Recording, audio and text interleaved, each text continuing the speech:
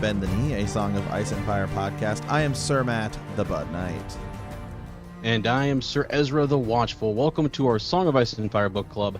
Today we are into Daenerys I of A Clash of Kings, and in our Maester study we will be discussing House Mormont.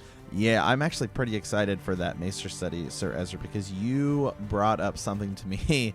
A little theory we're gonna do a kind of expanding on at some point that I had never even thought of, to be entirely honest. And it's another one of those things that is just, it's hidden in such plain sight that I was just like, how have I never put those two together? But yeah, so this chapter, is titled Daenerys, but it really is more of a Jorah Mormont type of a chapter. So yeah, it really is, and there's some really neat stuff, and we even at the very end get some interesting characters who we'll probably do our extended edition for. So it's cool. It's a good way to start off, getting back into Daenerys and stuff. Although it sucks, the first half of this chapter is just it's dry.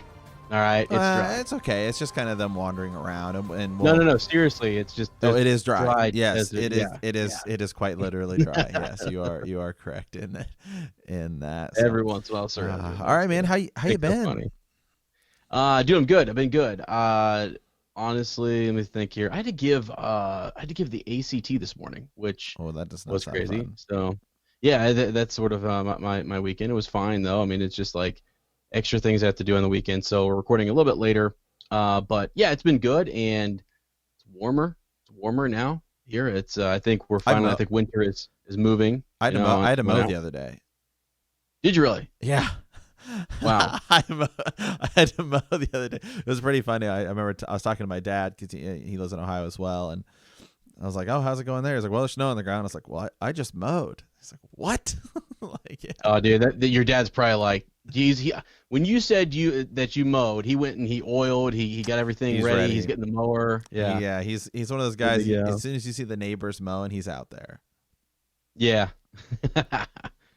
Oh, that's awesome. That's so cool. Yeah. So, what else has been going on though? Anything else? Not a lot since we last recorded. I got back from Vegas. I talked about that a little bit. Kind of a chill week, really. You and I just been hammering out stuff, getting all the YouTube stuff going. People have been commenting on that, saying they really like that. So that's pretty cool. And so I'm glad you guys have kind of found that on our YouTube page. But you and I just were hammering out some stuff for some possible more Patreon rewards down the line. Stay tuned for those. Kind of our next gift basket little giveaway there. I think it's gonna be really cool. You and I just we're doing some graphic design work there. I think they're gonna be super cool. So that'll be everybody from that $10 tier up. So just kind of stay tuned for that next little giveaway there. But it's gonna be super cool. Yeah, I'm excited. I just saw the finished product. I saw Sir Matt sent it to me. It looks good, so I'm excited. And also, I'd like to, we're looking at incorporating some YouTube rewards into our Patreon as well. So, here's the thing. We said this back in the day.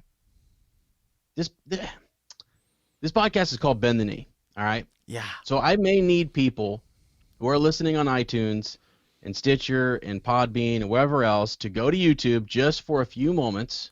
Okay, flatter me for just a second and go hit that subscribe button. All right, like that's. I mean, we're trying, to get a few subscribers there, just for fun, and maybe there's some features we can unlock if we get enough subscribers. So let's go. Yeah, let's work on it. Yeah, absolutely. So we'll be eternally grateful. Yeah, absolutely. So, all right, man. Well, I don't think we didn't have a poll, or did I? I think I ran a poll. I ran a poll in kind of a follow up. Let me pull this up here. Oh, cool. In kind of a follow up to last week, we were talking about could a faceless man just go kill whoever they wanted, right? And even in order to accomplish a job. So. I said, can a faceless man kill anyone en route to his or her target, or are they only allowed to kill their target? About 30 people said they are only allowed to kill their target. and then Wow. another 5 people said that they have a license to kill. Like James Bond there, just Yeah. kill at will. So that's where we're at. So as I said, the majority of people believe, hey, and that's where I'm at. Is we talked about this last week with Jack and Hagar.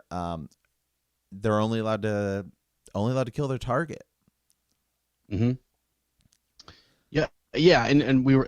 I'm glad you ran that poll, because I had been wondering what was up with that, and whether there was a way that he was weaseling around killing somebody else, or was it that along the way the god of death was in need of another name, and someone offered it up. I really don't know.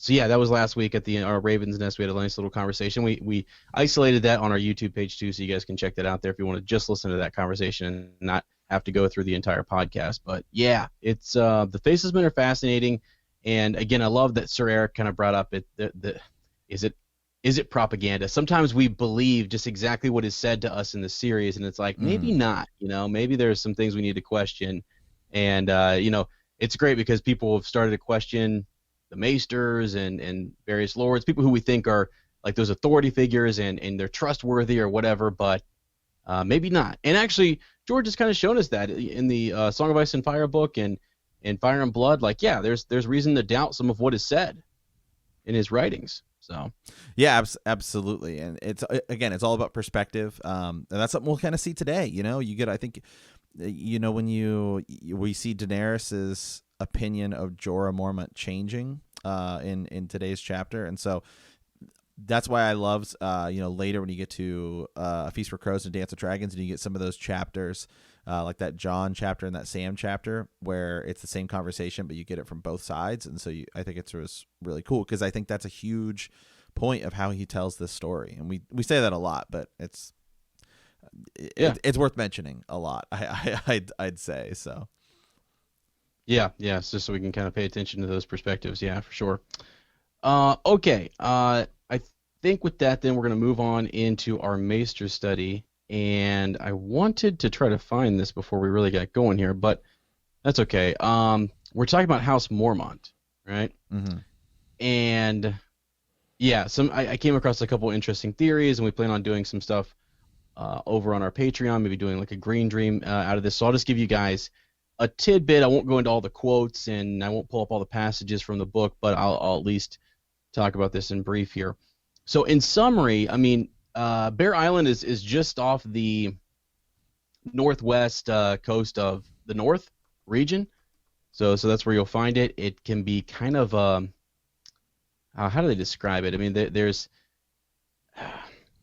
it's an island, and it's harsher living. It's not like there's nothing like they don't have singers. They don't have. I mean, their cook is pretty simple. That's mentioned in this chapter. You've got the terrain is a little harsh, but at the same time, it's beautiful. So it's beautiful, but yet it's a simpler. It's less developed, I guess. Right? Yeah, that's a good way to put that. So yeah, but it's one of the noble houses there in the north, and they are sworn to House Stark. Let's see. Their seat is at Bear Island, located in the Bay of Ice, northwest of Winterfell. And their sigil is kind of the black bear over a green wood. And their motto is "Here we stand." So you will know in the series, whether you've read the books or watched the show, you've got Jorah Mormont, who is Lord Commander of the Night's Watch at the beginning of the series, and he kind of takes everybody north. And then Jorah Mormont is his son, who is in exile and who is down with Daenerys Targaryen. So interesting that it's a small little house, and there's two really big, important Mormonts in our series, right? Yeah, and we may get more later. You and I were talking about. We actually had to go back and we were talking about this. And it's like, is Lyanna Mormont in the books? And let me pull it up here, because I still can't remember. Actually, I think she is. Yeah. That's what I thought. I was like, she is, because we're going to talk. We had a theory with Mage Mormont and possibly some Tormund Giantsbane. But right. Yeah, we had to go back and look at that. Yeah, so she is, and when Stannis sends out his letters to kind of recruit people in the north, She is the person who is left there, and she actually sends back a response, That's right. like refuting his claim, yeah, saying that House Mormont will bend no knee unless it is to a Stark. Right, And which so which that's ties into that whole Grand yeah, Northern conspiracy a little bit more. Yeah. right. And Mage Mormont has a lot of she has several daughters, so she has several children, and but they're with her, and they marched south with Rob, but yeah, and we can talk more about where Mage is and what's going on there. But House Mormont, just some origins here. You go back up. Their sword is pretty interesting, right? So we know that Jon actually gets the Valyrian steel sword, and that's something else. We in our follow-up Fridays, remember, Sir Matt, we used to talk a lot about the Valyrian steel sword of House Mormont and sort of like how in the world does a house like that Have get a one. Valyrian steel sword, Yeah, there's right? definitely, yeah, and we did an entire episode on it. Longclaw, right? And Hmm. I think it was either yeah, like you said, one of our first Patreon episodes, or it was on the main feed. I can't remember, but we talked about it a lot because there's even loose there's even loose interpretation that they possibly got this sword before House Stark got a Valyrian sword. Yeah, when you look at the math and stuff, when they talk about how old it is, yeah, Yeah. um, which doesn't make sense. So I mean, like to the origins here. I mean, the Mormonts are an old house with a proud and honorable reputation. According to Northern histories, Roderick Stark, a king in the North, gave Bear Island to the Mormonts after winning the Isle in a wrestling match from a Driftwood king of the Ironborn. And we do know that the Ironborn still kind of attempt to raid Bear Island from time to time. So yeah, um, let's see. The Mormont's land. It's cold. It's kind of a poor land. Let's see here. Like the other women of Bear Isle, the women of House Mormont learned how to defend themselves from Iron Men and Wildlings. House Mormont has from Iron Men and Wildlings. Okay, House Mormont has possessed Longclaw of Valyrian steel sword for 5 centuries. So I don't know. Go look up long gosh, the Stark sword, Ice. just ice. Thank Ice. you. Yeah, I'm How long is that? I'm trying to I'm gonna pull it up here, but for my immediate recollection is that they've had ice for 400 years. Oh, okay. Yeah, so it was odd that Longclaw had been a sword that was in this family with this family, yeah, for that long. Interesting, because they kind of come from really nothing. Yeah, and it says roughly Let's see. about 400 years before King Robert Baratheon's reign. So I mean, it's possible you're talking about 100 years, and once you get that old, it's the stories are just It's handed down and close. handed down. It's possible that they both got them roughly at the same time, but it is just interesting that it's possible the Mormonts have had a Valyrian steel sword longer than House Stark. Yeah, yeah. Okay, now in the Targaryen history, not much is mentioned actually about House Mormont, other than aid coming from Bear Island, just to aid of Aegon the First in his campaign against the Iron Islands, and then another mention for when they aided the Starks one time, and then that they were present at the tourney of Harrenhal. So not a whole lot from them. And again, like I said, Jorah and Jorah are your two biggest characters there, and we'll talk about what happened to Jorah and his sort of his fall, his exile, and we'll go from there. Now, let's just get into something interesting, okay? So did I put this in the doc? Let me see here. I think I did. Yes, Sir Matt, if you would, in the doc, will you just read for us if you go down to the Maester study there, read the titles of one Tormund Giantsbane. Let me zoom in here because I need glasses. Tormund Giantsbane, Tall Talker, Hornblower, and Breaker of Ice. Tormund Thunderfist, Husband to Bears, the Mead King of Ruddy Hall, Speaker to Gods, and Father of Hosts. Okay, so all we'll say for right now is that it's often been wondered. I think George Martin has actually spoken about this, and someone asked him, "Who is, So it's Mage Mormont. She is in charge now. Jor was the Lord of Bear Isle, left, abdicated, went and gave that up to his son Jorah, who kind of squandered the opportunity. And when he has to go into exile, it's actually Jorah's sister, Mage Mormont, who will then sort of ascend and become, she kind of rules the Iron Islands. Or I'm sorry, Bear Isle. And it's just interesting. She has no husband that we know of.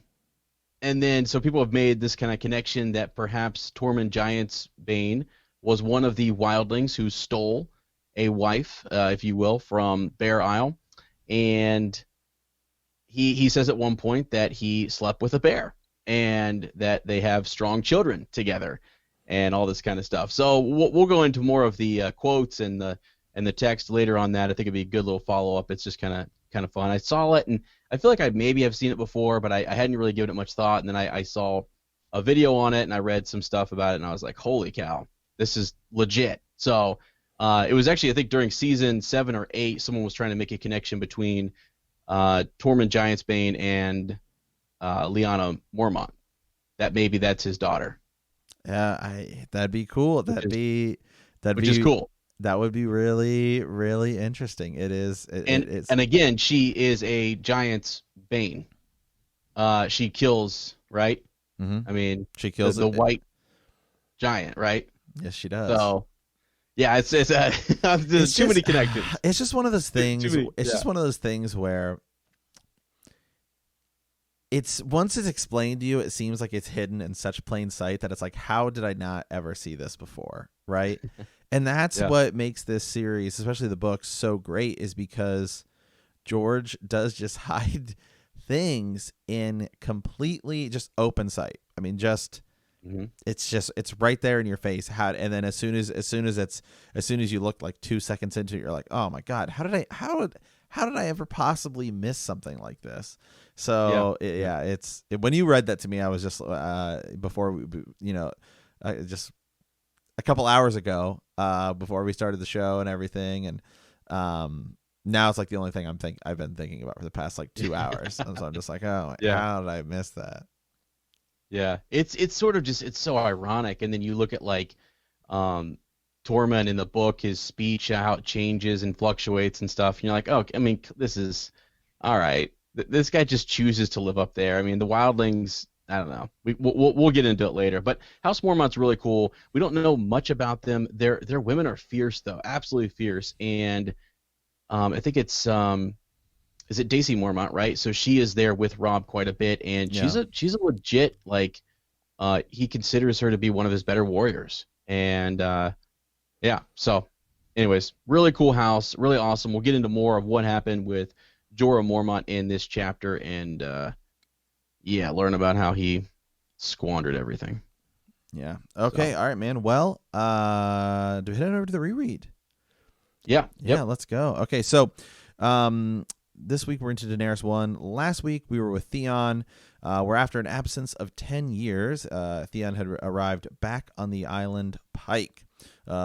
He docked at Lordsport and is disappointed to discover that his father, Lord Balon Greyjoy, has sent only Theon's uncle, Arion, a priest of the Drowned God, to escort him to Balon's castle at Pike.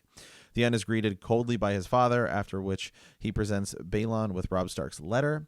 Balon rejects the proposed alliance with Robb, instead insisted that he will pay the iron price and carve out a kingdom of his own.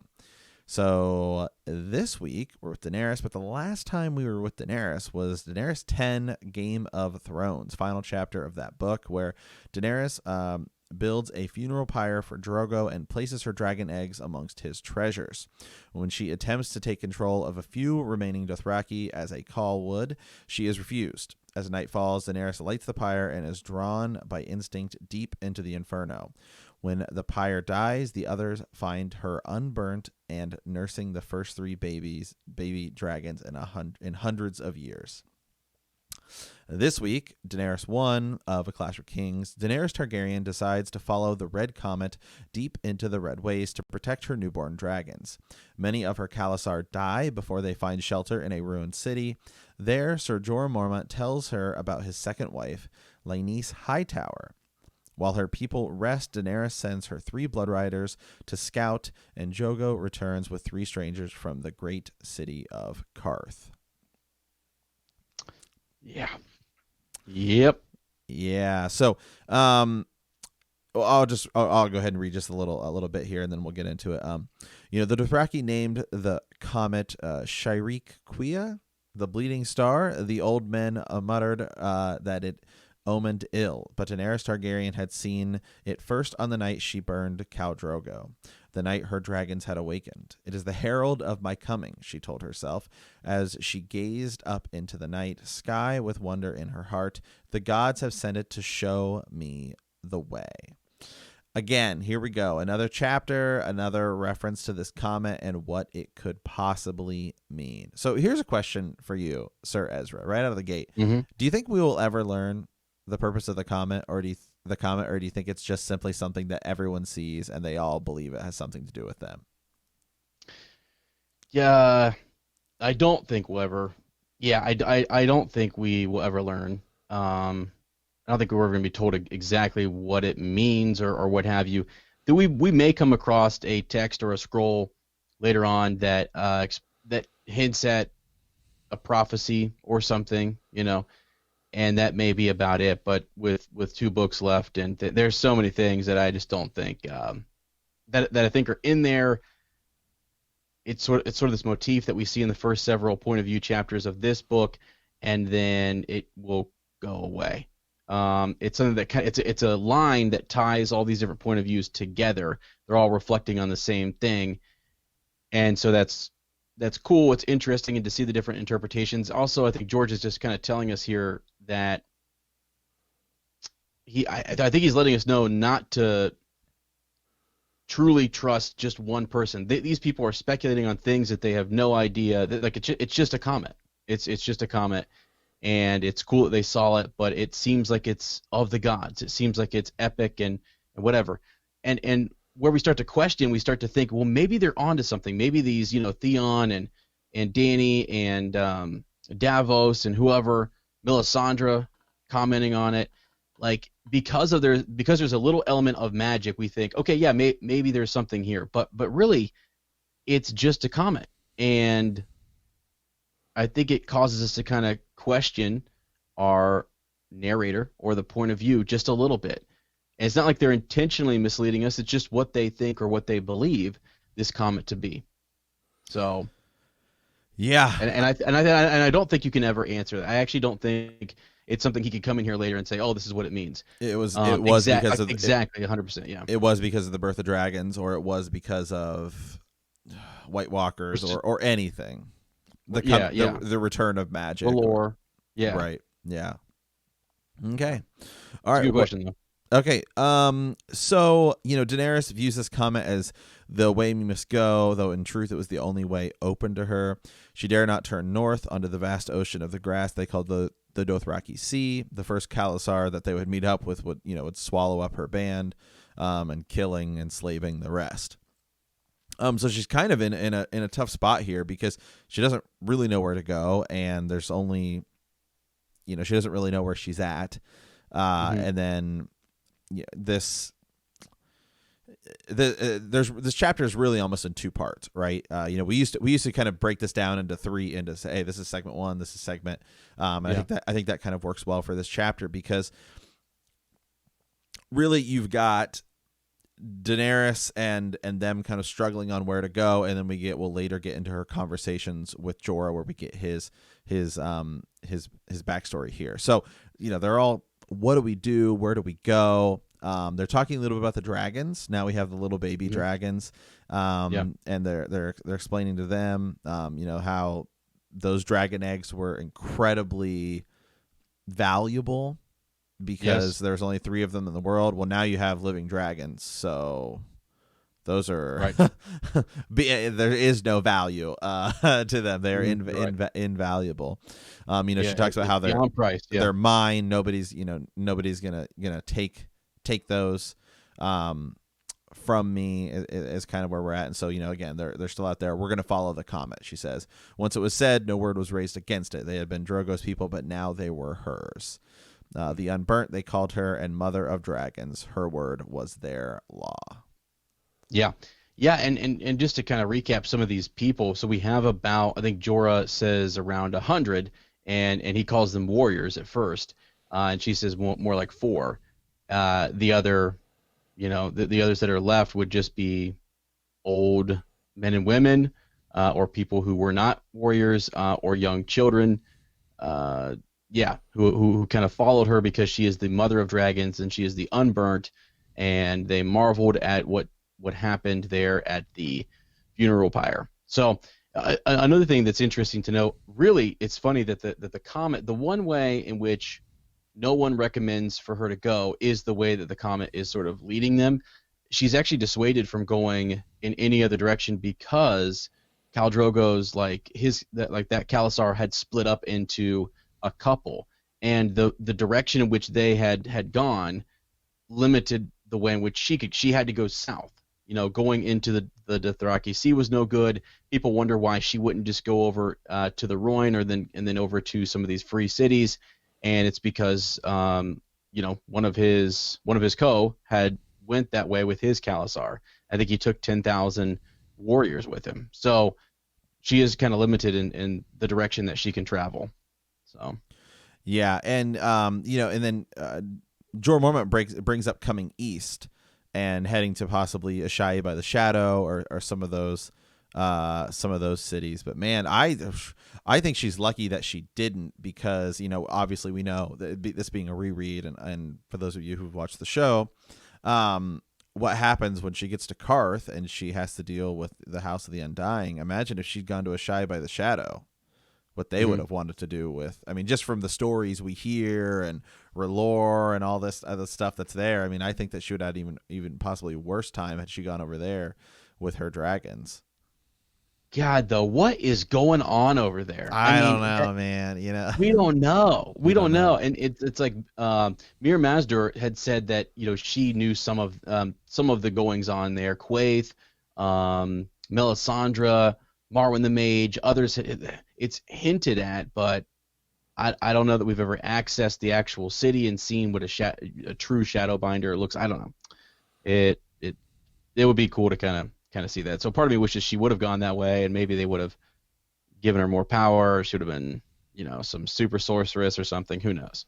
Yeah. But yeah, well, as they are traveling, they just talk a little bit about who's we lost this guy, we lost this girl.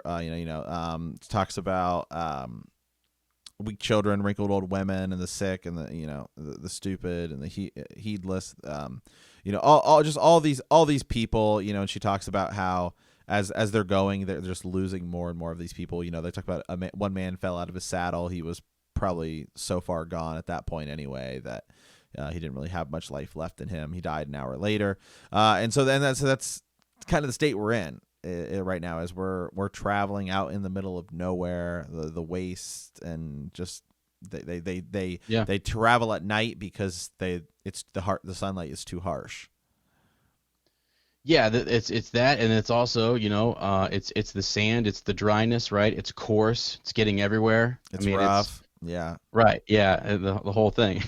So, but you're right. Yeah. The weak are dying, and it's crazy too. They bring up the tradition of like when someone died or fell off their horse, that they butchered the weakest horse or whatever so that they could ride in the afterlife with that horse. It's kind of a crazy little. Mm-hmm. Yeah, it's just interesting, just that they would kill it. It's just a part of their culture or whatever. Yeah, there is a paragraph here that's interesting though. Dany herself is starting to hunger and thirst, and says that the milk in her breast had dried up. Let's see. The flesh is starting to fall away from her. Yet it was her dragons that she feared for. Her father had been slain before she was born, and her splendid brother Rhaegar as well. Her mother had died bringing her into the world while the storm screamed outside. Gentle Sir Willem Derry, who must have loved her after a fashion, had been taken by a wasting sickness when she was very young. Her brother Viserys Khal Drogo, who was her sun and stars, even her unborn son, the gods had claimed them all. They will not have my dragons, she vowed. They will not. So, yeah, she's fiercely protective of these dragons, and she's caring for them. It mentions that each day, kind of, she puts a dragon up on her shoulder, and the other two are carried between. There's a pole that's suspended between two horses, and there's these woven cages, sort of, to keep. The baby dragons can chill out there, and she tries to feed them meat. And I thought this was interesting. I think she said it was Viserys who she had recalled a conversation that men and dragons were the only two that ate their meat cooked. Yeah. You know. Yeah. Only dragons and men eat cooked meat, he had said. Yeah. Yeah, because they weren't eating just the raw horse meat that she was giving them, and so she's worried about that, and so she's dwelling and she's thinking about, man, what is it like what do I know about dragons that would be helpful to them? It's really important that she knows that. You know, had these dragons have been born to anyone else, they don't have the information necessary to take care of them, but she does somehow. It's crazy. Yeah, just through the stories and stuff like that. It said when she had her handmaidens char the horse meat black, the dragons ripped at it eagerly, their heads striking like snakes. So long as the meat was seared, they gulped down several times their own weight every day, and at last began to grow larger and stronger. Dany marveled at the smoothness of their scales and the heat that poured off of them, so palpable that on cold nights their whole bodies seemed to steam. Yeah, it's pretty cool. Yeah, right from the get go. Even with these things being babies, you can see these are going to be a very valuable asset as we progress throughout the story. Yeah, for sure. She goes over. She's recalling Aegon's dragons and how they were named after old Valyria, after gods from old Valyria, and she decides to name her dragons after those that she cared about and those that she had lost. So, which is pretty cool. And actually, it's a great nod and reference back to Aegon the Conqueror and his two sisters, Rhaenys and Visenya, right? Mm-hmm. And their dragons, Vhagar, Meraxes, and then Aegon rode Balerion, the Black Dread.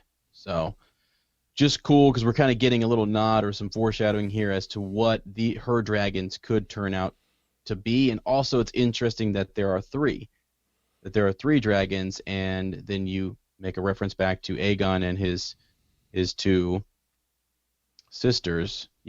So yeah, who will those other two be in this series for Dany? Yeah, and so she says it may be as you say, blood of my blood, Dany replied gravely, but he shall have a new name for this new life.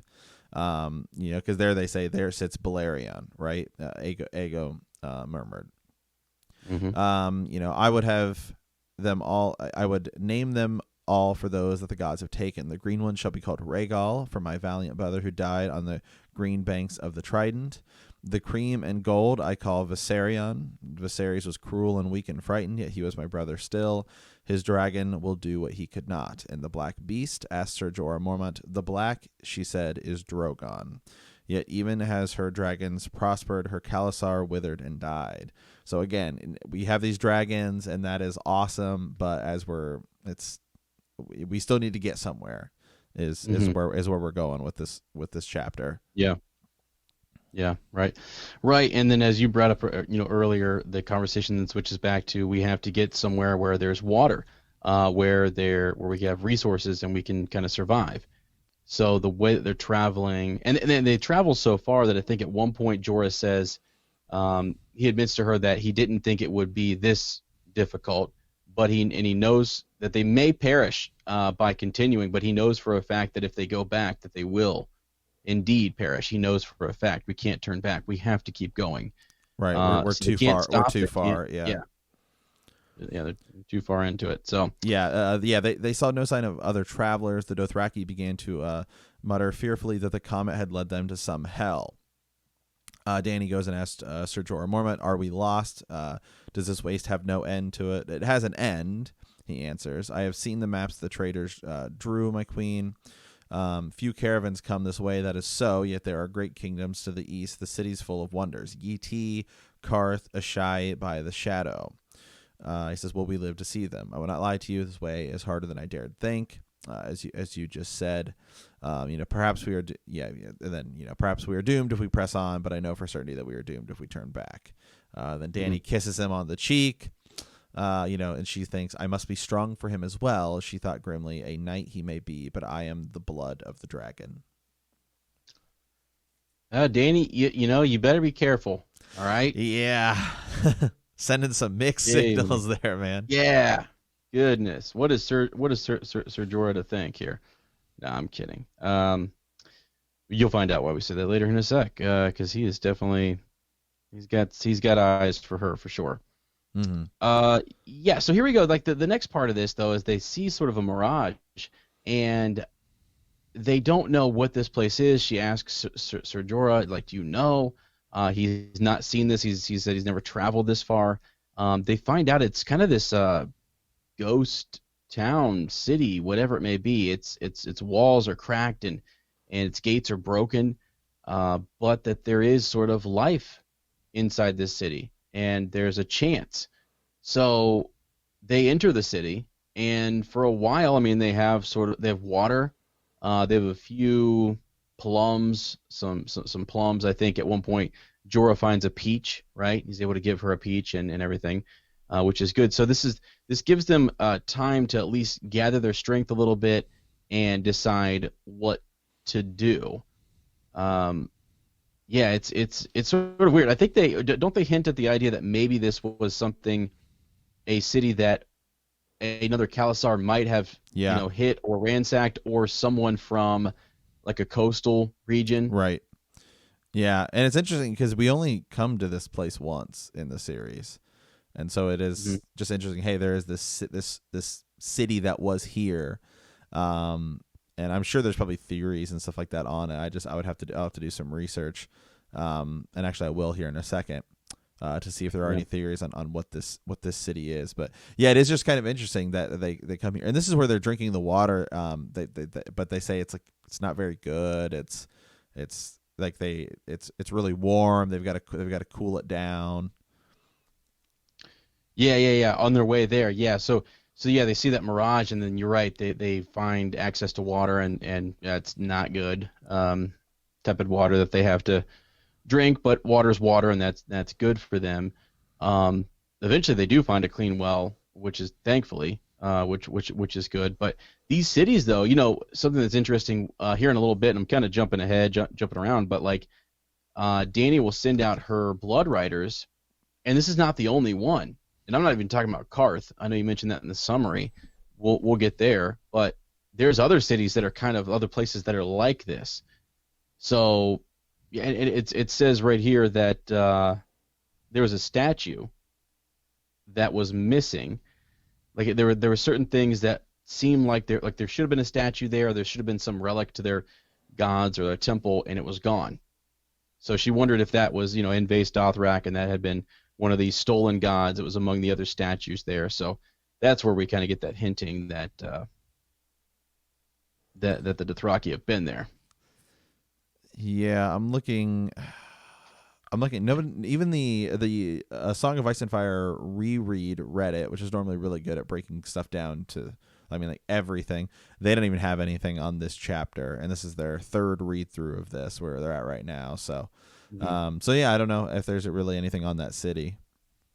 Yeah, it could just be it's abandoned. It's a sort of a stopping point along the way, and it could be that this area was once more green and lush, and that there were rivers and things. Maybe it's just dried up or whatever, and these people had to move on, or they dwindled in population so much that they were easy pickings.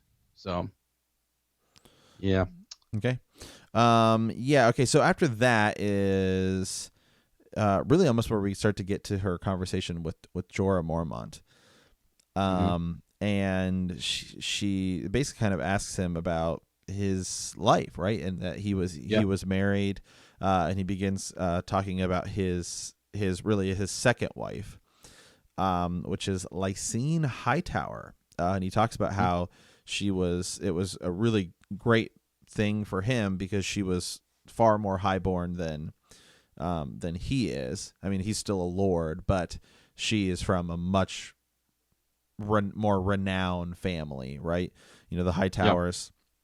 Gerald Hightower was Kingsguard to Rhaegar Targaryen.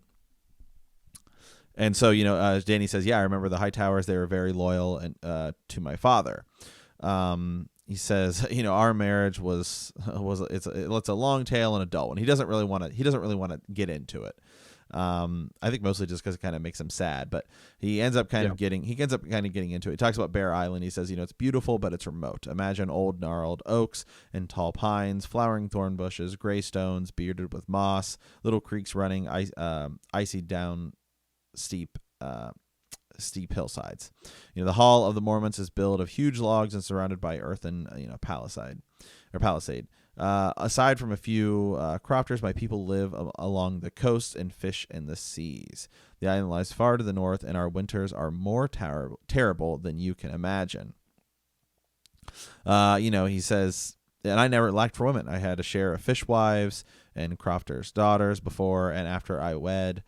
I married young to a bride my father's choosing, a Glover of Deepwood Mott. 10 years we were wed, or near enough as makes no matter. She was plain-faced but not unkind. And then she had 3 miscarriages, and then she died during her last pregnancy.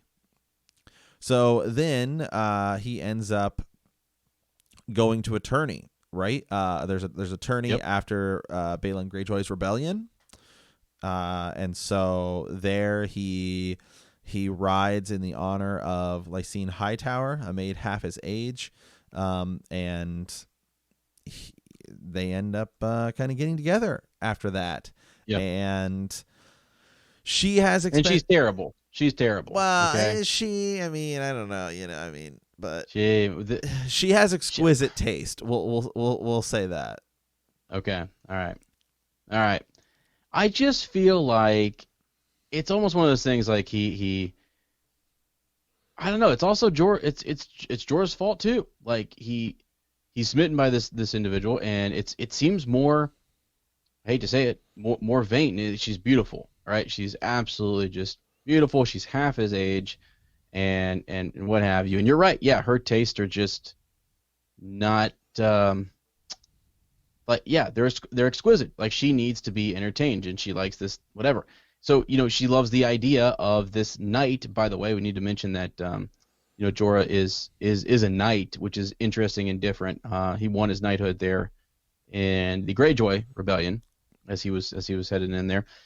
So he's in these tourneys. I think she likes the idea that he would win, and he won, and he wore her, her favor and stuff. But it just doesn't seem.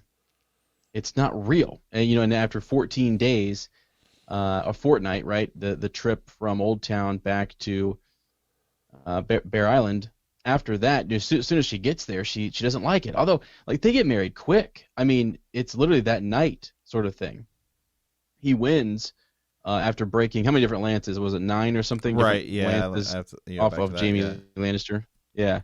Kind of comes to a draw, and then Robert Baratheon sort of says, "Yep, we're good." Doesn't give it to Jaime. Exactly. Yeah. But so I think they both just fell in love with that idea of like a knight in shining armor, winning an attorney, and wearing this lady's favor. And again, she's maybe heard that Bear Isle is beautiful, but she doesn't really know what it's like. I don't know that she's well traveled.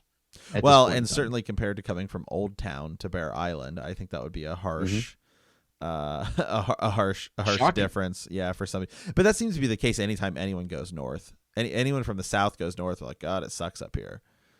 Yeah. Yeah. Right. And so although really quick though, The fact that Hmm. Jorah Mormont does that well in a tournament, it's Oh never yeah, really brought up. Really he's legit. his skill, yeah. Yeah. Yeah, I mean, he's legit. And actually, right before that, so the reason they hold the tournament in Lannisport is because they had just basically won the Greyjoy. They had beaten down the Greyjoys in the Greyjoy Rebellion. And I think he was second behind Thoros of Myr in on rushing in through the gates or through the stone wall. And he was just valiant, right? And so he gets knighted there, and then it's like afterwards, then they go right down, and there's this tourney. So it's pretty legit. Like it's some of his first combat, and then boom, here he is. He's knighted, and he's in this tourney, and he's just killing it. He's just doing well. So was that his prime? I don't know. I mean, he does sort of say later on that anytime he entered a tourney, he did well enough, but he never had that same energy that he had before. And quite honestly, I think he does say somewhere, I can't remember where it's at in here, that he can hold his own with any fighter. Yeah. I think he felt like he was good. He was never a tourney guy. Yep. You know, it's like being a tourney knight is different than just being a warrior. So, you know, knowing your own strengths and weaknesses and saying I can, you know, you may have a lance or you may have a bow or I have this or whatever. It's different. So he draws a line in the sand there and makes a distinction between the two. But yeah, he never got back to that same sort of. It's legit. I mean, he's going against Jaime Lannister, like, and holds his own, and actually had beat one of the other Kingsguard in that jousting tourney. So. Yeah. Well, and he talks just about that. It's also as he continues to enter these tourneys and he doesn't win, it just becomes more and more and more expensive because you're always giving away armor that costs a lot of money, and they're from a smaller house, and so I think it's just compiling, and so then ultimately she ends up leaving, and now she's off, being a chief concubine, right? Or even yeah. And so it's a character we haven't run into, but it's kind of like Taisha, where a lot of people think, and it's interesting. We learned about Tyrion's wife, also for a fortnight. So it's possible. Yeah. It's possible that we may run into both of them, and I think at some point, which I do think would be interesting. So so then, right as he's getting ready to leave, Daenerys asks, what did she look like? And he says, well, she looked like you. Mm-hmm. Okay, so let me pull something up here. This is actually kind of a neat little tie-in here, a theme. So this is later on. This is when Bran and Mira and Jojen are doing their thing, but they talk about the land and traversing this land and going up and down again, and I think it's Mira who says, I hate these stupid mountains, your prince, right? Mm-hmm. And he said, but yesterday you said that you loved them. Yesterday you said you loved them. Oh, I do. My Lord Father told me about mountains, but I never saw one till now. So I want you to think about what she's saying here to Bran in the book, and then also think about how this would relate to Jorah's second wife. Yeah. Right. Yeah. So she said, I love them, but I also hate them. I'd never seen one until now. I love them more than I can say. But you just said, and then Bran says, but you just said you hated them. Why can't it be both? Let's see. Let me move on here. Because they're different, like night and day, or ice and fire. And let's see here. Keep going here. There's a few more. And then it's Jojen says, if ice can burn, then love and hate can mate. Which is interesting. Love and hate can mate. And it's just sort of weird. It's an odd sort of thing when you think about, like, just the idea. Because let me see in the book here, in this chapter, Dany said she was horrified once he tells her everything that had happened and that she basically left him, and she's the chief concubine of this. I should think she's over in Lyce, right? And she's a concubine there, the chief one, and to the point where even the wife fears her. And she says, "Do you hate her?" And he says, "Yeah, almost as much as I love her." and that's just sort of that's it, right? Like he hates and he loves her, and this is not the only time that comes up in this book. So you're gonna see multiple times where the characters love something so much, or they think they love it, and they go and they pursue it, and it ends up not being what they thought it was going to be. Does that make sense? Yeah, absolutely. Yeah. That totally makes sense. Yeah. Yeah. So and and really it typically happens with our younger characters who are experiencing the world, and that's very relatable. We go out, the grass is not always greener on the other side or whatever. We want to get away from our father in Old Town, Leighton Hightower, and we just want to get out. So this is a chance to go, but wow, things were much better back home, and now I'm going to boss this guy around to the point where I'm going to complain so much that he starts. He's buying me goldsmiths and a cook and a musician, a minstrel, and then to the point where he's broke and now I have a reason to leave. Yeah. It's crazy. So I just thought that was a neat little connection and something that we'll kind of look for in this book to see how that theme sort of comes and goes. It's up and down. So, and then just kind of finish here. They end up after that. They come to the great city of Quaithe, where we meet a lot of characters who are gonna be big. Pyat Pri, Zaro, Zohan, Doxos, and Quaithe. Yep. So yeah.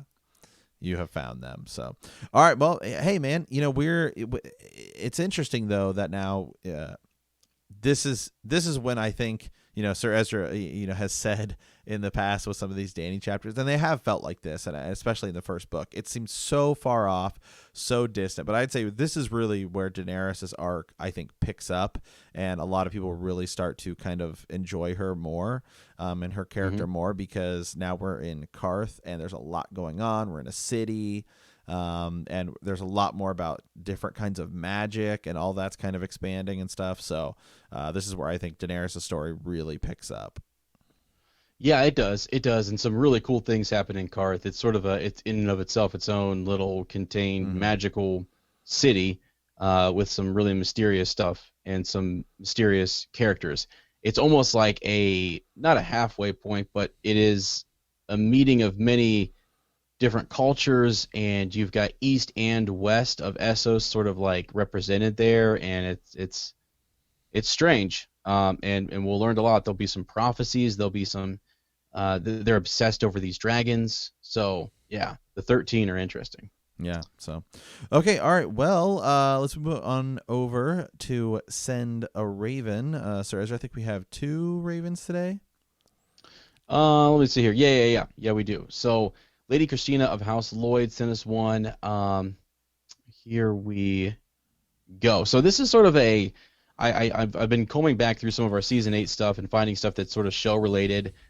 So this is sort of an interesting look on Jon Snow's honesty.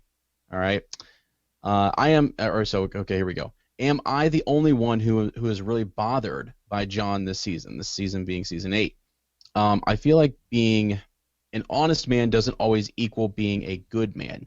Jon has always been about honor and truth, but the last 2 seasons, and even throughout the entire series, his honesty has come at the expense of others. I think the show wants us to commend his honesty and dedication, but I think that honesty for the sake of oneself is not necessarily selfless. Jon's honesty threw everyone under the bus at the Dragon Pit negotiations. It clouded his judgment with Sansa. Well done, Jon. Yeah, you can sleep at night knowing you've never told a lie. But you nearly got everyone screwed in the Dragon Pit. You've set off Dany, right? I know there are many more examples of his honesty screwing people over, but I'm exhausted after watching the episode. I can't think of all of them now. It just seems that in his incessant dedication to truth, Jon's judgment has often been thrown off and has been at the detriment of others. To me, that is a very selfish characteristic, and it irks me every time a character says what a measured and wonderful ruler he will be, because to me his character traits are completely self-interested. Okay, John ran over. There we go. Just wanted to share my thoughts on this character and the misinterpreting John's selflessness. Love your podcast. Can't wait for your book rereads and so on. So again, this is Lady Christina, and this is back during the show. Like I said, I've been combing through. We had over 500 Ravens during the show. A lot. I mean, there's a lot. We got had an insane amount of messages. So it's fun for me. I try to go find ones that are not like, predictions for the end of the series and things like that. And this one was talking about his honesty and the idea that if, is he honest to a fault? I mean, sort of like Eddard Stark, right? Like just being valiant. I mean, if people only knew, I guess if John knew that his father was holding this secret, like you talk about, he's such an honorable man, but then he went south and he came back with a bastard. He's keeping so to keep his word, he has to tell a lie, right? That's something that seems like John in the show maybe would not do. And so Lady Christina's just kind of pointing it out and thinking that maybe he wouldn't be the best ruler, because sometimes, you have to finesse things and you have to kind of compromise with people or not be as blunt to them. You see that Stannis Baratheon has trouble with this as well, just in the way that he speaks to people, and he's not well loved by the people. Although it's interesting, it's kind of ironic, John is well loved by the people, but yet he still has that same sort of, I guess he doesn't have the roughness that Stannis does, but he's still just as blunt and honest and stuff. But then again, I still see there's this ambiguousness to it, right? Where he's like, he does break his vows essentially, but he does so to protect the realm and to survive because Qhorin Halfhand told him to. So. Well, and not just that, I would say that I think that, and again, whether this was done as well in season 8 as it should have been or not, but I think that John's honesty throughout the series, if they're saying, what he does at the Dragon Pit and going forward at ticking Dany off, his final big moment in the series is one where he is dishonest. Right, he shows up to see Daenerys, and Daenerys thinks he's there to, hey, okay, now let's start looking at building this new realm, and then he kills her, and all. I mean, it's deception, right? She doesn't know that he's there to. It's not like he kicks in the door and says, "All right, like time to die," or anything like that. Yeah. He goes over and they kind of almost hug each other. Then he stabs her. So it's in deception. And so he does lie in this final moment. But I think that the point of that was to make it seem like it was something that was so far out of what he would normally do, to make it seem like it's that big of a decision for him.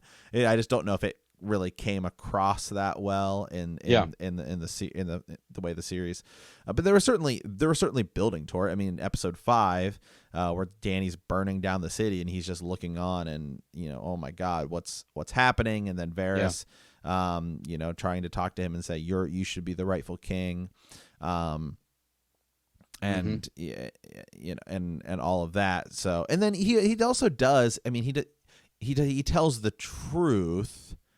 But he kind of in a way lies to Daenerys. When Daenerys asks him, "Don't say anything," he doesn't necessarily say like, "I won't say anything," but he doesn't also like it's a little ambiguous. But I would say that it almost feels more like I'm not gonna. It feels that way. It does feel that way, but technically he doesn't necessarily say what it is. Yeah. So, but again, I think that's the whole point, is that it was to build to this final moment, and whether or not that happened the way it should have or not. But I think that was certainly the intent of that final moment. Yeah. Well, and what a shame. I mean, she's already burnt the city down. Just. I mean, yeah, you should maybe you could have stabbed her before that. Well, she didn't really go crazy. Nobody knew that she was going to burn down the city. Yeah, I guess maybe he's trying to prevent future Mad Queen stuff. But yeah, I don't know. God, I wanted to see them together. Just ruling together. But okay. Well, we do have another Raven here. This is from Sir Michael of House Lancaster or Lancaster. I can never tell. Yeah, Is it Lancaster or is it Lancaster? I don't know. Lancaster. Lancaster. Okay. Hey, Matt and Ez, huge fans of the show. Found you guys during season 8. I've been a faithful listener since. Well, thank you. The prequel show, that is the upcoming prequel show. He says, what books, or source material should I go back and read? I've heard you two mention The World of Ice and Fire and a few others, but I can't remember what ones you had said. So, I would say that it's going to be about the Dance of Dragons. It's around Aegon the Third's timeline. You have Aegon, or not Aegon. Daemon Targaryen, not Daemon Blackfire, although technically he is Daemon Targaryen. But Daemon Targaryen, and you got the Blacks and the Greens, two kind of rival factions in the Targaryen household. It's much similar to the Blackfire Rebellion in a way, but certainly before that. And so Fire and Blood is a great place to go for that, which pulls a lot from The World of Ice and Fire, which is a huge history book, which covers from the Dawn Age all the way up into Robert's Rebellion.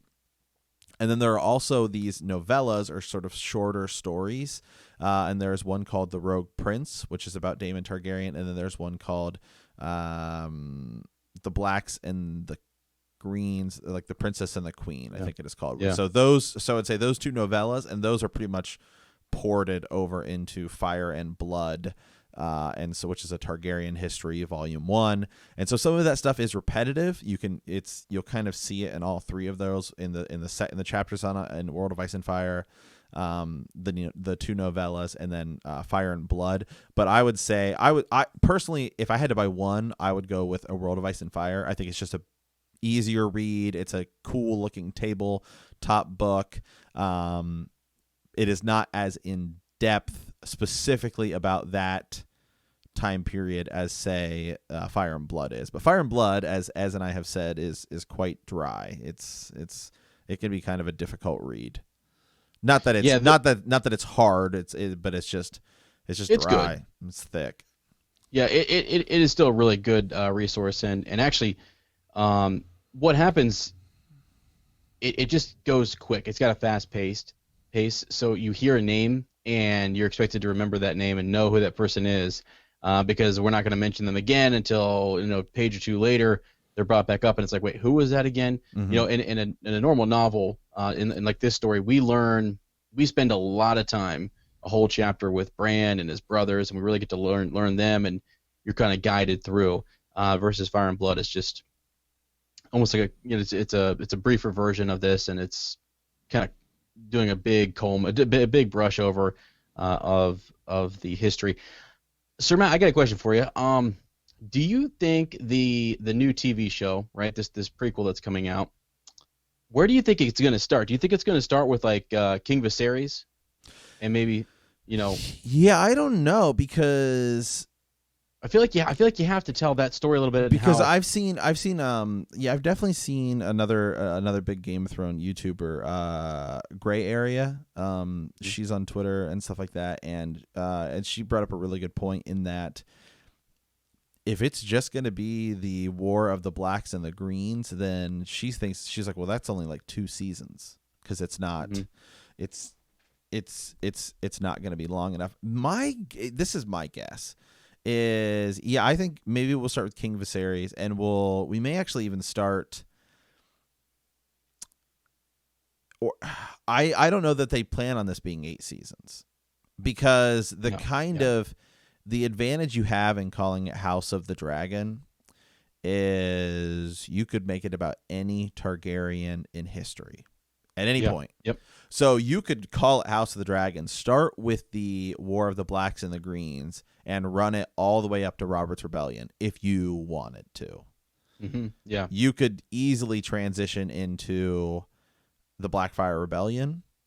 And then you could go all the way up to Dunk and Egg. I mean, theoretically, this could be a 20 to 25 season show. It doesn't have to be, and it doesn't need to be, but it theoretically could be. And then, I think the other thing is that even if it is just that war, the Dance of the Dragons, and let's say the war is, if you just focused on those characters 2 seasons, well, that's why you bring in guys like, like Craig and Stark and some of these other people, and what's going on with the Lannisters, what's going on with the Starks, what's going on with the Dornish are a lot more kind of involved, not necessarily involved in the Westerosian politics, but the conquest of Dorne was such a more important thing at that time, so they were actually going down to Dorne a lot more. You don't really have, and then you could make up any Essos story you want, because who knows what's going on over there at that time. We don't really know, and you could really just make up whatever you wanted. So I mean, there's a lot of stuff you can do with a lot of the other regions and make up characters, arcs. Because it's a much more loose story, you're given, the directors and writers will be given a lot more freedom to kind of write whatever they want. Yeah, for sure. And you're right. Yeah, there's a few things mentioned in Essos, but not enough that like there's a whole. No. Yeah, there's tons of room to kind of make things up, or weave them into this story, if you wanted to try and lengthen it if you needed to. So yeah, I guess I asked that question because we're not going to start with. They could do a little sort of. Almost like what they do in Lord of the Rings, where they sort of like, this is going to be focused on the Dance of Dragons, but you could just do a brief little clip of all the other, kings, now lords, kneeling to Aegon the Conqueror, right? And then from there, have a little blurb that kind of talks about how, I don't know how they're going to introduce the whole thing or where we're going to start, but I think, for example, you're not going to start with him. You're not going to start with King Jaehaerys. You're not going to start with the old king. It just seems like Viserys is the one you would start with because it's, again, his daughter and his wife, who are his first daughter, born of Emma Arryn, who dies, that is going to then later be pitted against his wife, Alicent Hightower. So, and the whole Hightowers and everything. So it's going to be, it's really, and then his brother is in there, with Otto Hightower, Aemon Targaryen. I mean, there's so much. There's a lot of stuff you can do with this. I'm not worried at all about this running out of content. No, and that's why I think I really just think if I had to make a prediction that they're going to start with Viserys, and we're going to see sort of this great a calling of this great council to sort of say like, okay, well, the throne can't pass to a woman, right? And that's what they, even though, I mean, that was said back during was like the old king. And he has some grief with his wife on that, but then come down to Viserys, he doesn't care. This is his child, Rhaenyra, who he loves, and he says, she's next in line, so tough luck. Well, Alicent Hightower doesn't like that. She wants her son she wants to follow sort of what was dictated in this council. So it's just things like that I think they're going to have to talk about, like, why is there this Dance of Dragons? Well, we're going to have to go back to Viserys to really talk about it. Then on the backside, you could add in the Hour of the Wolf. You could, there's tons of, and then the other thing is, you could make all sorts of references in this that you could build side stories that, are just kind of there that just tie into a Game of Thrones. I mean, the Night's Watch and all that stuff isn't even mentioned here, but if you wanted to show it and you wanted to possibly give us a reason more as to what's going on with the White Walkers or whatever, I mean, you could weave that in because it's so loose that you could just kind of do whatever you want. Yeah, for sure. So it's exciting. Well, awesome. Well, thank you. Yeah, thank you for that, Sir Michael. So, all right. Well, Ez, that's kind of it for us today. Yes, do you have anything else you want to tackle before we sign off here? No, I think just for folks, again, if you wouldn't mind, we'd love to have you over on YouTube just to subscribe and like the video. I mean, we're still working on it. We're still getting things fine tuned and everything, but it's just for fun, and it does open up more. Just it helps us out, I guess, if you wouldn't mind going over and subscribing and liking and leaving a comment or something. Yeah, it'd be really nice. And because from there, we actually plan on, I think we have 1 or 2 videos already planned that are going to be just short, 5-10 minute theory videos that we're going to do on YouTube. So if you're subscribed there, you'll see those, and we'll mention them in the Facebook group, and we'll probably even mention them here on the podcast because I know a lot of people don't, they don't follow us on social media, they're not into that, and they just listen to the podcast. So we'll make sure to mention that here.